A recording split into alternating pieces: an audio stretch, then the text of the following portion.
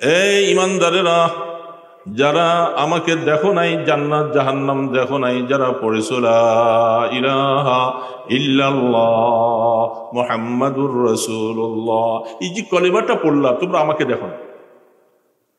আর দুনিয়ার চক্ষুর মধ্যে, দুনিয়ার চক্ষু দিয়ে দেখাও সম্ভব না? অসম্ভব? অসম্ভব। দুনিয়ার চোখ দ্বারা দেখা যাবে না, হাদিসের মধ্যে বয়ান পাওয়া যায়, কিন্তু আখেরাতে আল্লাহ পাক ইমানদারকে দেখা দিবেন, ইমানদাররা দেখবে। যেমন তার জায়গার মধ্যে বসে পূর্ণিমার চাঁদ দেখতে কোনো কষ্ট না হয়, জান্নাতে ইমানদারেরা আল্লাহকে এমন ভাবে দেখবে তাদের কোনো কষ্ট হবে না।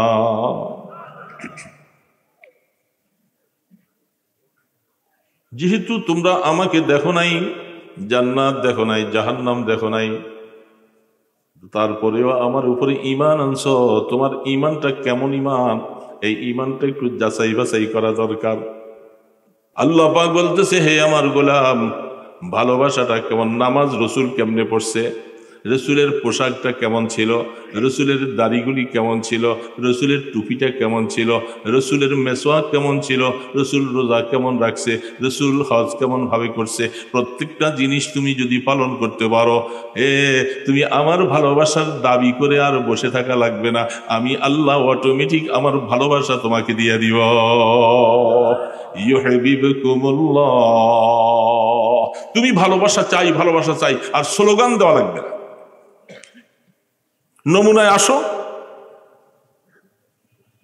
দোকানে, জুতার দোকানে গেছেন, আপনার পায়ে 9 নম্বর পা, 9 নম্বর জুতা লাগে, জুতাওয়ালা আপনার সামনে আইনা 8 নম্বর জুতা দিছে, জুতাটা কি লাগবে আপনার পায়ে? আপনি অনেকক্ষণ চেষ্টা করতেছেন, পায়ে লাগে, বলে জুতা পাল্টাইয়া দাও, পরে সে 9 নম্বর জুতা দেওয়ার সাথে সাথে আপনার পায়ের মধ্যে ঢুকে গেল, সেও বিক্রি করতে পারলো আপনারও পছন্দ মতো।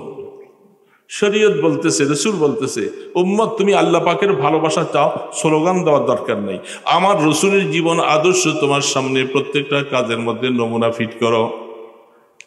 যখন তুমি ওই নমুনা অনুযায়ী তোমার হায়াত কাটাইবা, তুমি ভালোবাসার স্লোগান লাগবে না, আরশওয়ালা ডাক দিয়া বলবে, গোলাম আমি আল্লাহ তোমাকে ভালোবেসে ফেলছি। ওয়ায়াগফির লাকুম যুনুবাকুম ওয়াল্লাহু গফুরুর রহিম। তোমার যে টুকটাক কিছু গুনাহ হয়ে গেছে, যেহেতু ভালোবাসা, ভালোবাসায় কি চায়? মহব্বত চায়। মহব্বত যখন দুই পক্ষে কাছাকাছি হয়ে যায়, তখন নিজেদের হাজারো ত্রুটি বিচ্যুতি এগুলি একে অপরকে ক্ষমা করে দেয়, দেয় না?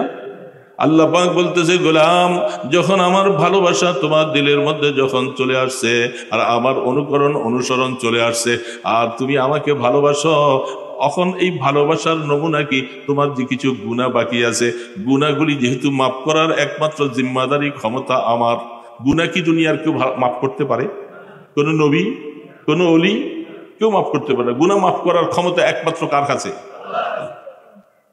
এই জন্য আল্লাহ পাক বলে, তুমি যে গুনাহ করেছো বান্দা, তোমার গুনাহগুলি আমি, যেহেতু আমি ক্ষমতাবান। একটা কথা মনে পড়লো হঠাৎ, আল্লামা রুমি রহমতুল্লাহ আলী বলেন, একটা দৃষ্টান্ত পেশ করতেছে। একজন বস্তিওয়ালা বস্তির মধ্যে থাকে, সকালবেলা, দিনে, দুপুরে সে বস্তির থেকে, ঘর থেকে উঠে বিভিন্ন কাজ কারবার করে। আর এই বস্তিওয়ালার পাশে দিয়া সদর রাস্তা, একজন ওই এলাকার বড় জমিদার মানুষ, উনি হাতির পিঠে, কখনো ঘোড়ার পিঠে সাওয়ার হইয়া বস্তি দিয়া থাকে। যাইতে যাইতে অনেকদিন চলতে চলতে ওই বস্তিওয়ালাটাকে দেখে ওনার দিন কেন জানি একটু ভালো লাগতেছে। একদিন ঘোড়া থামাইয়া বলতেছে, ভাই আপনি একটু কাছে আসেন। আসার পরে বলতেছে যে, আমার মনে চায় অনেকদিন আপনার এখান দিয়ে চলাচল করি, আপনার সাথে আমি একটু দুস্তি করতে মনে চাই। বস্তিওয়ালা বলতেছে, ভাই আপনি তো যে কথাটা বলছেন কথাটা সুন্দর, আপনি আমার সাথে একটু প্রেম দুস্তি করতে ভালোবাসেন, চান। আপনি হলেন জমিদার মানুষ, আপনি চলেন ঘোড়ার পিঠে, হাতির পিঠে, আর আমি খাবারের জায়গা নাই, ঘরে মাথা গুজাবার মতো জায়গা নাই, এত বড় মানুষের সাথে আমার এই বন্ধুত্ব হলে আপনাকে বসার জায়গা আমি দিতে পারবো না, এই বন্ধুত্ব তো টিকবে না। আল্লামা রুমি রহমতুল্লাহ আলী বেসাল বলেন। তখন জমিদার বলতেছে, বন্ধু শোনো, যদি তোমার সাথে আমার দুস্তি যদি হয়েই যায়, তোমার এই জুফরি আর ডেরা জুফরি থাকবে না, কারণ আমি জমিদার মানুষ, আমার বন্ধুর এইভাবে জুফরি আমি এটা থাকতে দিব না, আমি এটাকে পাল্টাই এটা বিলি করে দিব। ঠিক না? এই জন্য আল্লামা রুমি রহমতুল্লাহ আলাইহি বলেন, যখন আল্লাহ পাকের সাথে কোনো বান্দার যখন মোহাব্বত আর ভালোবাসা যখন তৈরি হবে, মোহাব্বত আপনে মুঝকো আয়ে খুদা দে, मुझे भी जामे उल्फत कुछ पिला दे, शराबे मोहब्बत पिला दे खुदाया, मोहब्बत की आतिश जला दे खुदाया। আল্লাহর আরিফেরা আল্লাহর কাছে শুধু এটাই চায়, রাত্রে গভীরে নিরিবিলি বসে বসে আল্লাহ তোমার একটা ফোঁটা মোহব্বত আর ভালোবাসা চাই। তুমি কত মানুষকে তোমার ভালোবাসা দিয়েছো, তুমি যাদেরকে তোমার প্রেম আর ভালোবাসা দিয়েছ, কাসেম নানতবিকে দিয়েছ, গঙ্গোহীকে দিয়েছ, থানবীকে দিয়েছ, আল্লাহ আকবার, বড় বড় আল্লাহওয়ালা সকলকে তোমার মহব্বতের একটা ফোঁটা দিয়েছ। আল্লাহ মেহেরবানি করে আমার সাথে তোমার তো কোনো দুশ্মনী নাই, আমাকে তুমি একটা ফোঁটা মহব্বত দান করো। যদি আল্লাহর সাথে মহব্বত আর ভালোবাসা যদি হয়ে যায় বাবা, তখন আল্লাহ পাককে সেজদা দিতে আপনার মজা লাগবে। তখন মনে আসবে যে আমি কাকে সেজদা দিতেছি, ওই জাত, ওই সত্তাকে যার কাছে আমার জীবনের সব কিছু সুখ শান্তি সব কিছু নিহিত। আমি ওই মাওলাকে সেজদা দেই, মাওলার নামে রোজা রাখি, মাওলার নামে দাড়ি রাখলাম, মাওলার নামে সুন্নত আদায় করতেছি। তখন মহব্বত আর ভালোবাসাটা আস্তে আস্তে করে বাড়তে বাড়তে এমন প্রেম আর ভালোবাসা হবে, সার মনে চায় যেহেতু আল্লাহ পাক ওই হালাত বলে পাগলের মতো, আল্লাহ তোমাকে যদি পাইতাম আমি তোমার মাথায় তেল লাগাইতাম, তোমার পা কদমগুলি দাবাইয়া দিতাম। আল্লাহু আকবার। মুসা আলাইহিস সালাম বলেন, আরে পাগল তুই এগুলি কি বলো, আল্লাহর কি হাত পা আছে? ধমক দিছেন, ধমক দেওয়াতে হঠাৎ করে সরে গেল। আমি কি বলতেছিলাম, সে মজ্জুব হালাত কি বলতেছিল, মুখে কি বলতেছে তার হিতাহিত জ্ঞান নাই।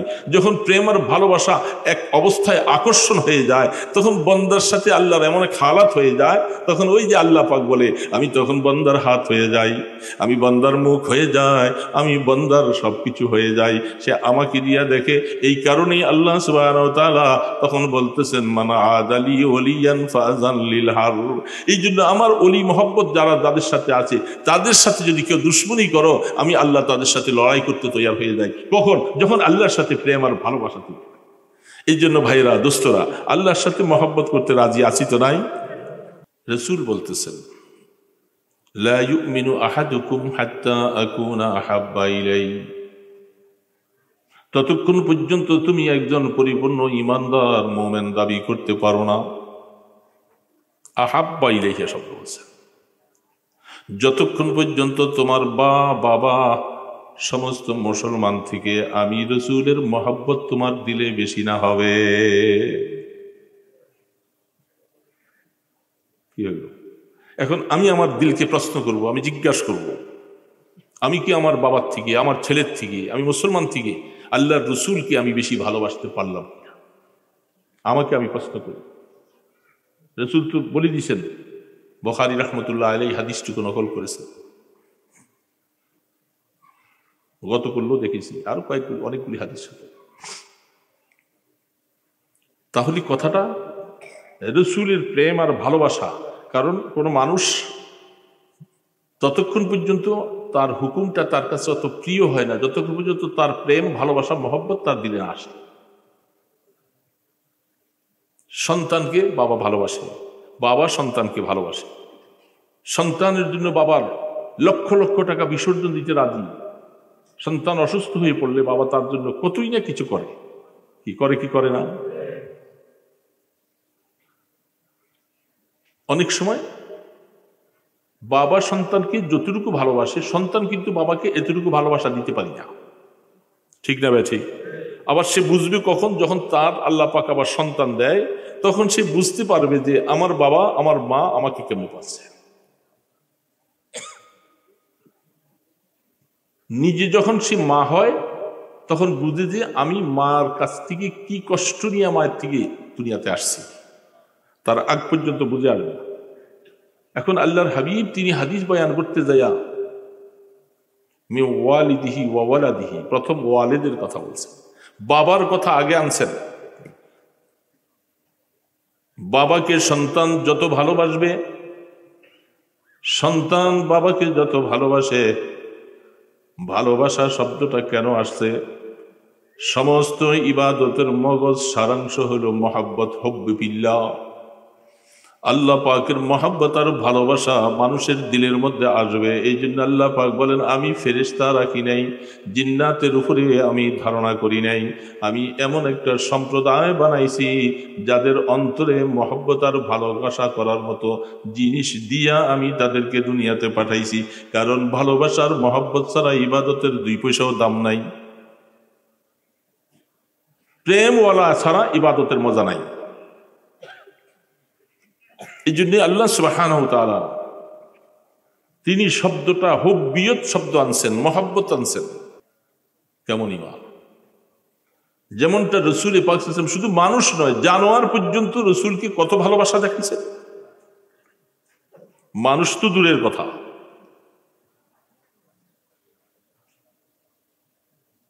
হজ্জাতুল বিদা, বিদায় হজের সময় আল্লাহ রসুল 100টা ওট কোরবানি করার জন্য প্রস্তুত রাখছেন। কয়শো? অনেক সময় কিছু কিছু জায়গায় কিছু আলোচনায় বলে থাকেন যে আমাদের রসুল সাল্লাল্লাহু আলাইহি ওয়াসাল্লাম তিনি মিসকিন হতে ভালোবাসছে। যেমন একটা হাদিস অনেক সময় তেলাওয়াত হয়, হাফিজ হাদিস ইবনে হাজার আসকালানী রাহমাতুল্লাহ আলাইহি বলছেন, হাযা হাদিসুল মুনকার, এটা সহিহ হাদিস নয়। ইমাম তিরমিজি রাহমাতুল্লাহ আলাইহি বলছেন যে মওযু। সেই হাদিসটা কি আমরা বলে থাকি, ওলামায়ে কেরাম আছেন তাহকিক করবেন, ভালো করে তাহকিক ছাড়া কথা বলবেন। সেই হাদিসটুকু হলেও অনেকে আমরা বলি, আল্লাহুম্মা আহিনি মিসকিনা ওয়া আমিতনি মিসকিনা ওয়াহশুরনি ফি জুমরাতিল মাসাকিন। এই হাদিসটা দিয়ে আমরা কি বুঝাইতে চাচ্ছি? রাসূল নিজে মিসকিনকে ভালোবাসছে, মিসকিনের সাথে হাসর হবে, মিসকিন হইয়া থাকতে চাইছে। এই হাদিসটা বলা হয় কি বলা হয় না বলেন তো, শুনছেন না? হাফিজ হাদিস ইবনে হাজার আসকালানী রাহমাতুল্লাহ আলাইহি বলছেন, হাযা হাদিসুল মুনকার, এটা সহিহ হাদিস নয়, এর রওয়ায়াত গলত। হাকিম তিরমিজি রাহমাতুল্লাহ আলাইহি তিনি বলছেন যে এটা আযআফুজ বেশি জয়ী। সেই হাদিসে কি বলছেন? রাসূল বলতেছেন যে আল্লাহ আমাকে মিসকিন অবস্থায় বাঁচিয়ে রাখো, মিসকিন অবস্থায় মৃত্যু দাও, মিসকিন অবস্থায় মিসকিনদের সাথে হাসর দাও। এমন একটা কথা যেটা যারা বুখারীর সবচেয়ে বড় সুন্দরতম তাফসীর মহা হাদিস ব্যাখ্যা করেছেন হাফিজ ইবনে হাজার আসকালানী রাহমাতুল্লাহ আলাইহি, তালাশ করেছি আমরা, এগুলো দেখেছি। এবং আমরা আমাদের ইফতা বিভাগের ছাত্র বলছি তোমরাও এটা ভালো করে তার সনদ বাইর করো। উলুমে হাদিসের ছাত্রদেরকে বলছি তোমরাও তালাশ করো, তালাশ করে দেখা। কারণ হলো অথচ আল্লাহ রসুল মিসকিনদের অনেক, তারা জান্নাতি ধনীদের আগে বেহেশত যাবে 500 বছর আগে, এতে কোনো সন্দেহ নেই, এটা হাদিসই। কিন্তু রসুল নিজে মিসকিন হওয়ার জন্য বলছেন এটা বানানো। বিদায় হজের মধ্যে আল্লাহ রসুল 100টা ওট কোরবানি দেন মিসকিন, বলেন না মিসকিন হলে। এবং আল্লাহর হাবিবের কাছে যে সমস্ত কিছু মালগুলি দুনিয়ার থেকে যাওয়ার সময় ছিলেন, ফাদাকার মাল ছিল, বিভিন্ন যুদ্ধ থেকে লব্ধ আসতেন। হ্যাঁ, আল্লাহ রসুল মালগুলাকে আসতো, এগুলি দান করে দিত, এগুলাকে কক্ষিগত করে রাখতেন না। মাল আসতো রসুলের কাছে, আসতো দিয়ে দিত। তো আল্লাহর হাবিব বিদায় হজের মধ্যে 100টা ওট কোরবানির জন্য লাইন করছে। সেখানে প্রত্যেকটা ওটের পায়ের মধ্যে রশি দিয়ে বাইন্ধে রাখছে। ওটগুলি যখন আল্লাহর পয়গম্বর ছুরি হাতে নিয়ে জবাইয়ের জন্য নহর, ওটকে নহর করা নহর করা হয়, নহরের জন্য যখন প্রস্তুত করলেন, ওটগুলি কে কার আগে রসুলের সামনে যাবে সে তারা ছুটাছুটি করে রসুলের সামনে হাজির হয়ে যাচ্ছে। কি করে তারা বুঝলো 63টা ওট আল্লাহর পয়গম্বর নিজের মোবারক হাতে জবাই করলেন, নহর করলেন, বাকিগুলি হযরতে আলী রাদিয়াল্লাহু তাআলা আনহুকে জিম্মাদারি দিলেন। যেই উটগুলি আল্লাহর পয়গম্বরের হাতে নহর হলো, জবাই হলো, তারা বলতেছে নিজে ধন্য, আর যেগুলি আলীর হাতে হলো সেগুলি বলতেছে আমরা তো আল্লাহ রসুলের হাত দিয়ে জবাই হতে পারলাম না। এই কথাটা তাদের দিলের মধ্যে কে বুঝিয়ে দিল, যার কারণে সবার আগে কে রসুলের সামনে যাবে পালা শুরু করে দিয়েছে। কেমন ভালোবাসা, জানোয়ার কেমন ভালোবাসা। আরো খোলেন, হাদিস খুলে দেখেন। যেদিন রাহমাতে দু আলম দুনিয়ার থেকে শোকের সাগরে উম্মতকে ভাসিয়ে চলে যান, আল্লাহর পয়গম্বরের একটা ওট ছিল, চোখের পানিতে সে বুক ভাসিয়ে ফেলে খানা দানা ছেড়ে দিয়েছে এবং এই অবস্থায় সে মৃত্যুবরণ করেছে, খানা ছেড়েছে। আমাদের দেশে অনেক সময় পালা কুকুর, বিড়াল এই ধরনের কিছু খবরও পাওয়া যায়, যে বাড়িতে সে দীর্ঘদিন লালন পালন হয়ে আসছে, সেই লোকটা মারা গেলে তার লাশের পিছিয়ে পিছিয়ে ছিঁড়ে যায়। আমার কাছে এরকম কয়েকটা প্রমাণ আছে। খাওয়া দাওয়া ছেড়ে দিয়েছে, ঘুরতে ঘুরতে ঘুরতে ঘুরতে সে মারা যায়। মহব্বত তার দিলের মধ্যে। আল্লাহর পয়গম্বরের সাহাবী যেদিন আল্লাহর রসুল দুনিয়ার থেকে বিদায় হলেন, তিনি বাগানের মধ্যে ছিলেন। যখন খবর শুনল রসুল দুনিয়ার থেকে চলে গেলেন, সাথে সাথে আল্লাহ পাকের কাছে দরখাস্ত করলেন, আল্লাহ যেই চক্ষু দিয়া তোমার বন্ধুকে দেখতাম, আল্লাহ তোমার বন্ধু দুনিয়ার থেকে চলে গিয়েছেন, যাইতেছে, আমি এই চক্ষু দিয়া দুনিয়া দেখতে চাই না, তুমি আমার চক্ষুটাকে তুমি বন্ধ করে দাও। যেমন দোয়া তেমন কাজ, সাথে সাথে চক্ষু বন্ধ হয়ে গেছে। প্রেম, ভালোবাসা, মহব্বত কত আনা।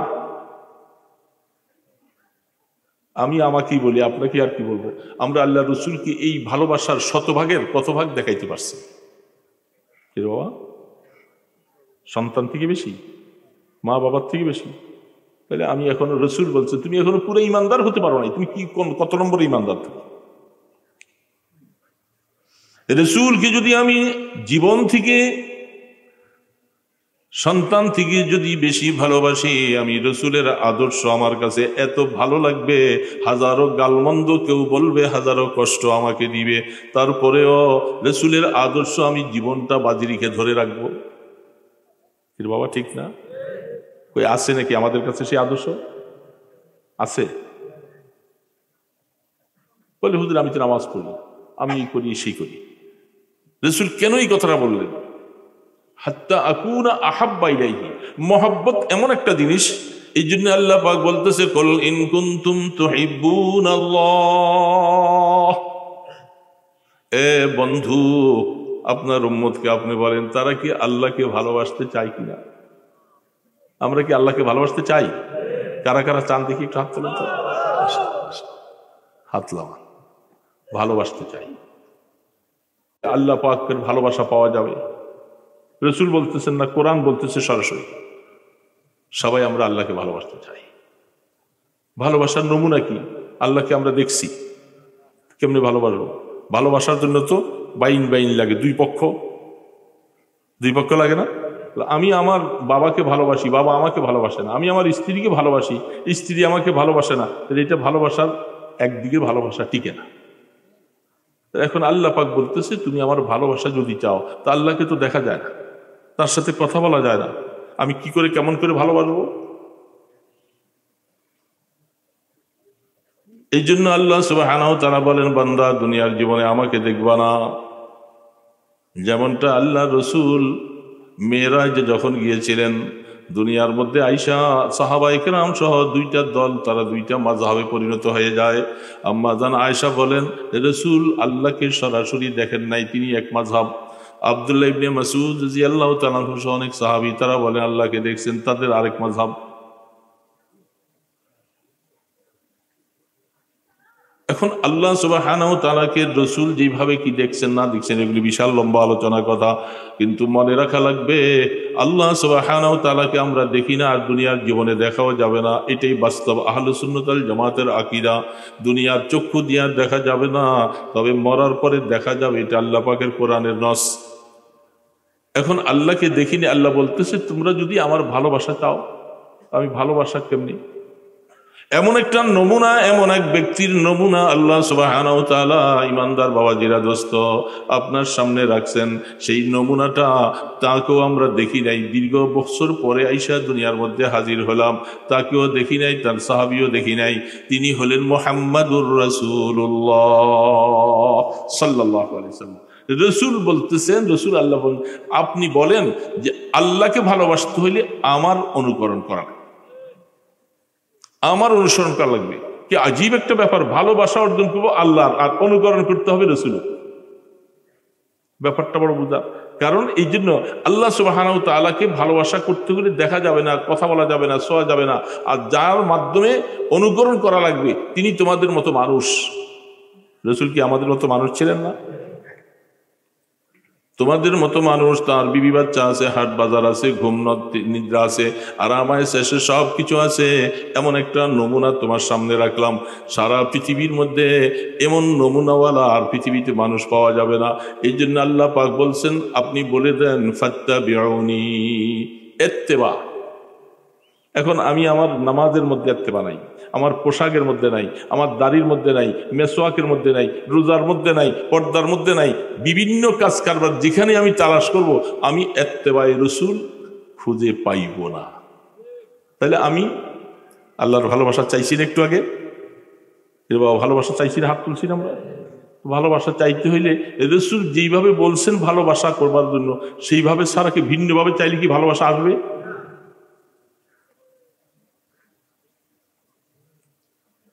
তাহলে আমাদের হালাত, আমাদের অবস্থাটা কি হবে? আমরা কতটুকু ঈমান নিয়া বিশাল সমুদ্র পাড়ি দেওয়ার জন্য রওনা দিছি বাবা। আমি আল্লাহর ওয়াস্তে বলতেছি, রাগ করতেছেন আমার কথায়? জীবনের সবচেয়ে বড় একটা পুঁজি হলো দোয়া। দোয়ার দ্বারা যা হয় তদবিরের দ্বারা তা হয় না। এই জন্য হাদিসের ভাষা আছে, আদ-দুআউ মুখুল ইবাদা, আদ-দুআউ হুয়াল ইবাদা। সমস্ত কিছু জীবনে যারা বয়োজ্যেষ্ঠ হয়েছেন, মুরব্বী হয়ে গেছেন, তারা একটু চিন্তা করলে দেখবেন যে অনেক সময় দোয়ার দ্বারা যা হয় চেষ্টার দ্বারাও তা হয় না। জীবনে অনেক ক্ষেত্রে আমরা তা প্রমাণ পেয়েছি। আপনারা কি কথায় একমত? কারণ যারা এখনো বয়স কম, যুবক মানুষ, এরা জীবনে এখনো এতগুলি প্রতিকূল পরিবেশ, আবহাওয়া, অবস্থা দেখে নাই, যার কারণে তারা এখনো অনেক কিছু বুঝতে বাকি। তো দোয়া আমরা আমাদের জীবনে যা দেখেছি, অনেক অনেক প্রচেষ্টা চালাবার পরেও কিছু হয় না, কিন্তু আলহামদুলিল্লাহ দোয়ার দ্বারা দেখা গেছে সব সমাধান হয়ে যায়। এই জন্য অসুস্থ শরীর নিয়ে হলেও এই বয়সে মানুষের দুয়ারে যাচ্ছি, ইমানদার থেকে কিছু দোয়া নিয়ে যেন কবরে যেতে পারি।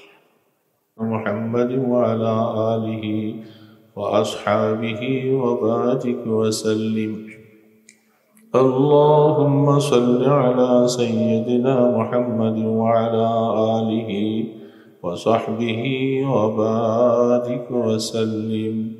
اللهم صل على سيدنا محمد وعلى آله وصحبه وبارك وسلم.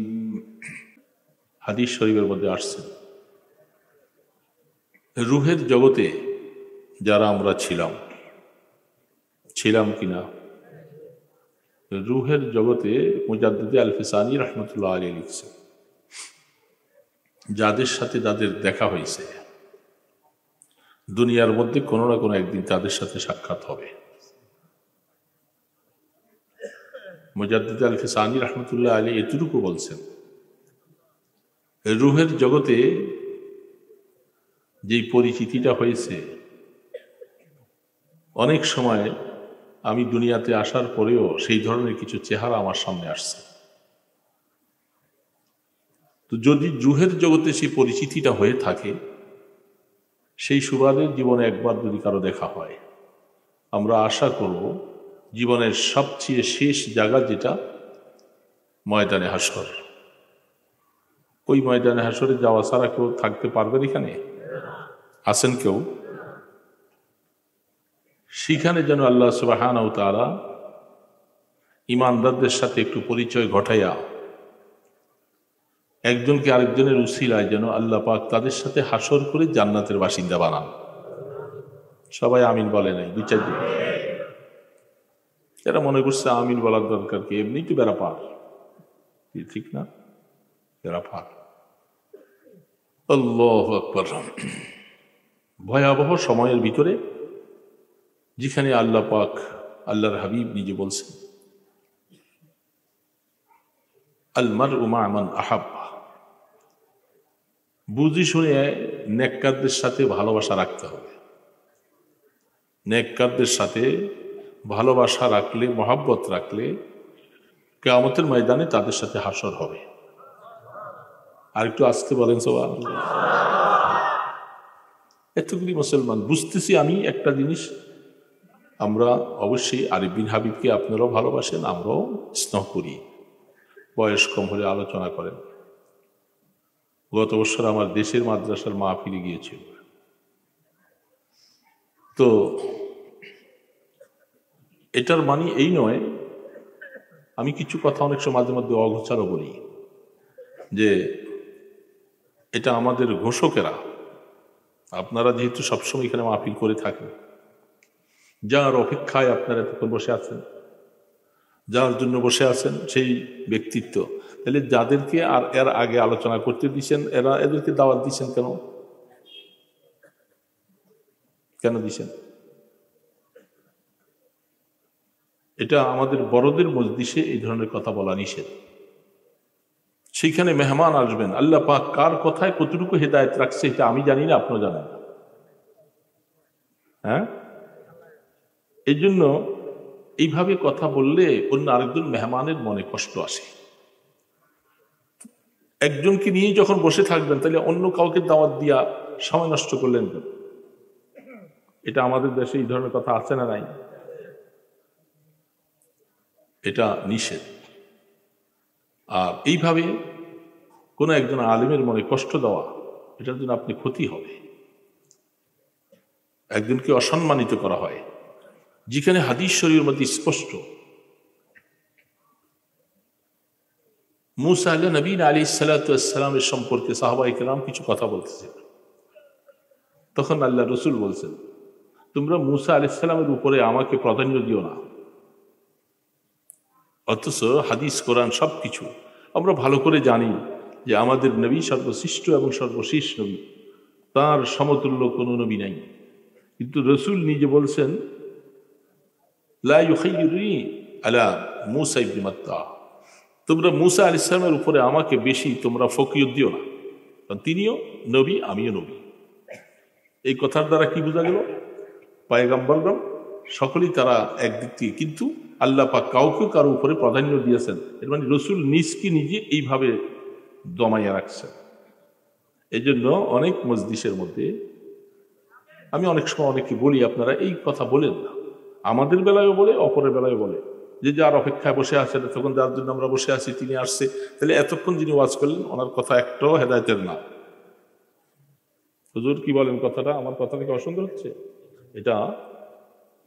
এটা আসলে বড়দের নজরে এই ধরনের কথা ভালো না।